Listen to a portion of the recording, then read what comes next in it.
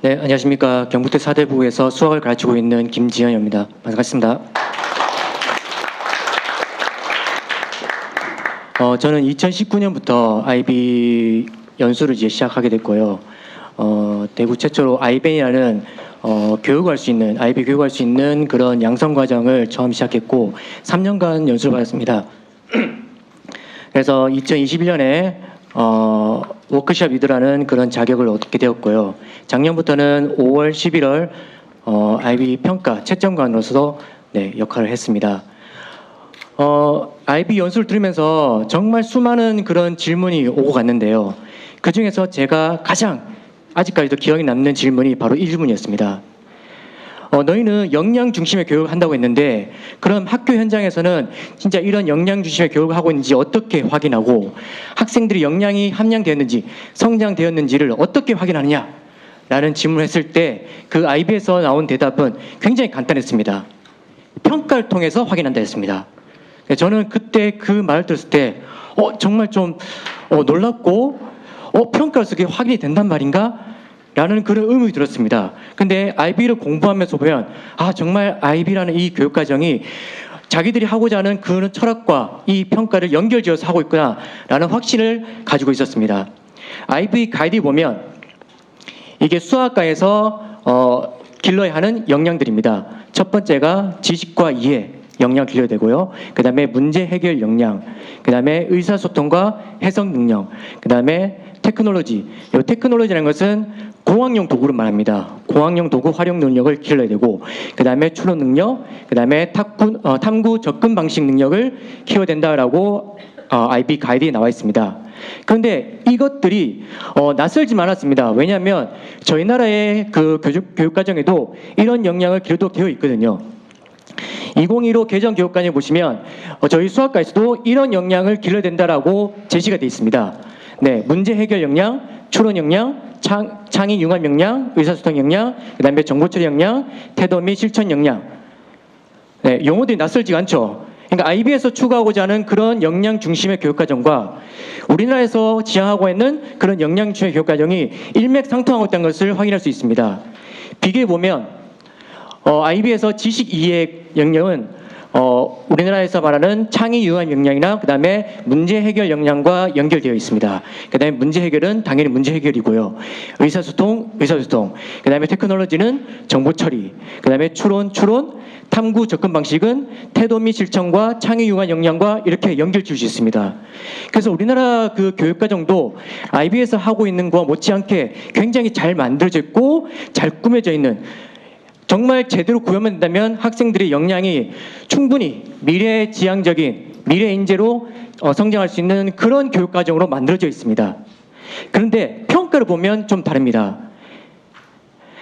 IB DP 평가를 보시면 평가 목표가 저렇게 제시되어 있고 이 평가 목표에 맞게끔 이렇게 외부평가, 내부평가에 골고루 이렇게 평가되도록 이렇게 짜져 있습니다. 여기 IB 가이드에 나와 있고 실제 이렇게 평가를 이루어지고 있습니다. 그런데 저희 나라에서는 대학 수학능력시험의 문항문서 보면 이거는 이 문항문서에 관련된 논문은 굉장히 많습니다.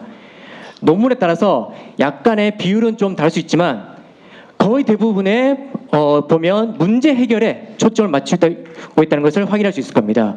그 다음에 추론과 의사소통 문제가 나와 있지만 창의 융합이라든지 정보 처리, 태도 및 실천에 대한 그런 문제는 전혀 나와 있지 않는 거죠.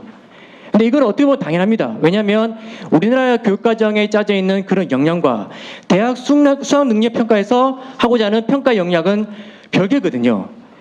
수학능력시험에서 수학이 평가하고자 하는 것은 계산 능력, 이해 능력, 문제 해결 능력, 추론 능력에만 국한되어 있습니다. 그렇다 보니 이런 다른 역량에 대해서는 전혀 측정하지 않고 문제 해결에만 초점이 맞춰져 있습니다. 그래서 앞서 저희 대구시 교육감님이 말씀하셨듯이 초등학교에서는 정말 창의적이고 그런 융합적인 그런 수업이 이루어진 데 반해서 중학교, 고등학교에서는 점점 입시 위주의 교육으로 바뀐다라고 말씀하셨는데요.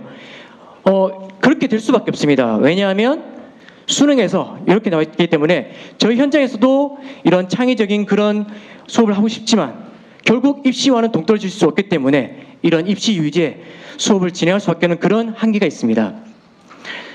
하지만 만약에 수학 능력 시험이 모든 역량을 골고루 평가한다면 그러면 어떻게 될 것 같습니까?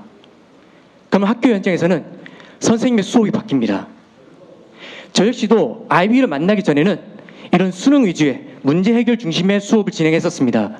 그런데 아이비를 하고 나서는 이것뿐만 아니라 다른 역량도 길러주는 그런 수업을 진행하게 됐습니다. 제가 하나하나 보여드리겠습니다. 먼저 지식과 이해 능력을 기르기 위해서는 이런 낯선 상황에서 학교에서 배운 지식과 기능을 적용해야 됩니다. 그러기 위해서는 학생들이 실생활 위주의 문제를 다뤄야 됩니다. 그래서 아이비 교과서에는 굉장히 많은 실생활 위주의 문제가 주어져 있고요. 학생들이 이걸 다루면서 수학이 이런 실생활에 적용되어 있구나 라는 것을 배우게 됩니다.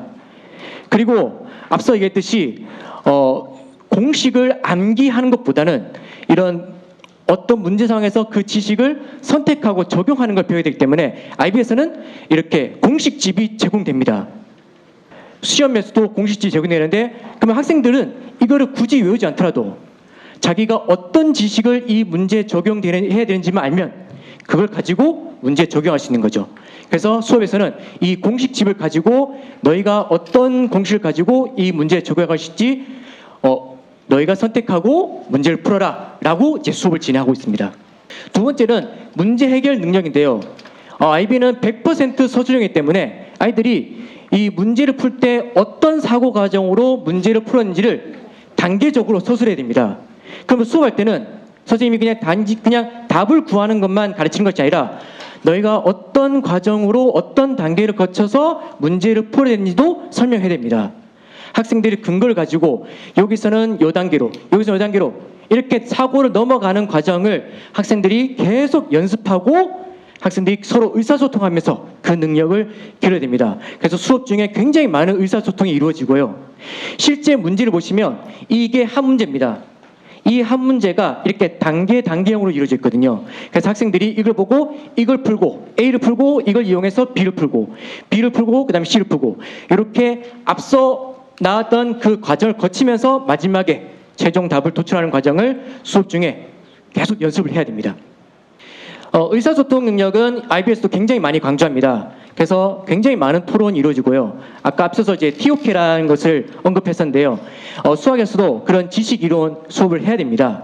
그래서 여기 보면 오른쪽 위에 보시면 제가 수업 중에 했던 지식 이론 수업이었고요. 학생들이 수학과 지식, 수학적 지식이 어떻게 발달했는지, 너의 생각은 무엇인지, 근거는 무엇인지를 가지고 계속적으로 토론해야 됩니다. 그래서 의사소통력은 이렇게 학생들이 자기 생각을 다른 친구한테 얘기하고 또 다른 친구는 그 얘기를 듣고 비판적으로 판단하는 그런 능력도 길러야 되지만 수학에서는 수학적 상황을 수학적으로 해석하는 능력도 의사소통이라고 봅니다. 그래서 이 상황을 표나 그래프로 표현해서 자기들이 이거를 의사소통하고 또 이것을 어떻게 해석하고 분석하는지도 수업 중에 다뤄야 됩니다. 그 다음에 테크놀로지 능력은 이제 공학용 도구인데요. IB에서는 시험에 공학용 계산기를 사용합니다. 페이퍼 2랑 페이퍼 3에서 공학용 계산기를 이용해서 학생들이 문제를 해결해야 하기 때문에 학생들이 수업 중에서도 계속적으로 이 계산기를 사용해야 됩니다. 그래서 계산기를 이용해서 자기 실제적 문제 상황에서 문제를 어떻게 풀 것인지 계속 연습을 해야 되고요. 그러다 보니까 이 문제들이 우리 수능과 다르게 실제 문제와 굉장히 많이 근접해 있습니다.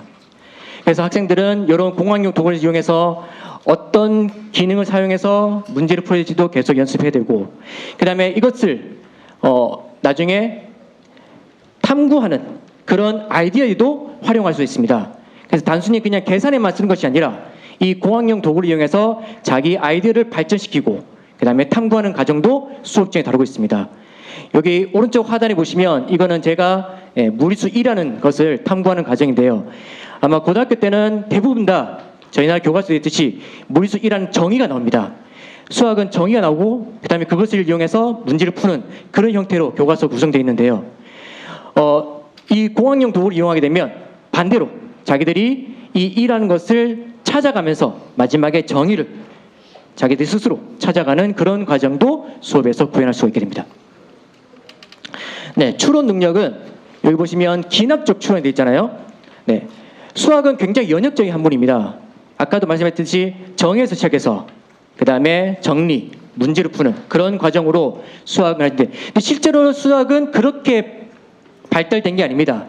수학자들도 다들 기납적으로 생각하고 그런 여러 가지 과정을 통해서 이렇게 정립된 이론이란 말입니다. 그래서 학생들은 실제로 수학자의 사고 과정을 배우면서 기납적으로 추론하고 나중에 그것을 자기가 규칙성을 발견해서 이 관계성을 파악해 자기가 일반화하고 그 다음에 증명하는 과정까지를 수업 중에 다룹니다. 실제로 페이퍼 3에서는 이렇게 문제가 귀납적으로 나와 있습니다. 네, 문제 잘 안 보일 텐데요. IN이 나와 있고 이 IN에서 I0, I1, I2를 자기가 직접 구한 다음에 그 다음에 IN의 관계를 파악하고 그 다음에 마지막에 증명까지 하는 이 문제 형태가 귀납에서 연역으로 가는 그런 형태로 주어져 있기 때문에 실제 수업에서도 그렇게 가르쳐야 됩니다. 그래서 저는 IB 수업을 하면서 모든 학습지를 전부 다 이렇게 귀납적으로 그렇게 탐구하도록 학습지 형태를 좀 더 바꿨습니다. 마지막으로 탐구 접근 방식인데요. 네, 학생들이 실제 문제 상황에서 모델링을 하고 그 다음에 이 모델링을 검증해서 그 다음에 성찰을 통해서 이 모델을 어디 적용, 다른 교과나 다른 지식에 적용하거나 그 다음에 서로 이걸 확장하는 그런 과정을 수업 중에 다뤄야 되고 이거는 내부 평가에서 나옵니다. 그래서 학생들이 이런 12페이지에서 20페이지 정도 분량의 보고서를 작성해야 되고요. 학생들이 보고서를 그냥 쓰라가 아니라 수업 중에도 이 보고서를 어떻게 작성해야 되는지 서론, 본론, 결론에 어떻게 너희가 그 사고 과정을 담아야 될지도 수업 중에 다뤄야 됩니다. 네, 그래서 이런 모든 역량을 학생들에게 다 평가하기 때문에 수업 중에서도 실제로 그런 역량을 기르는 수업이 진행될 수밖에 없고요. 네, 우리나라에서도 이런 학생들 모든 역량이 골고루 평가되길 기대합니다. 감사합니다.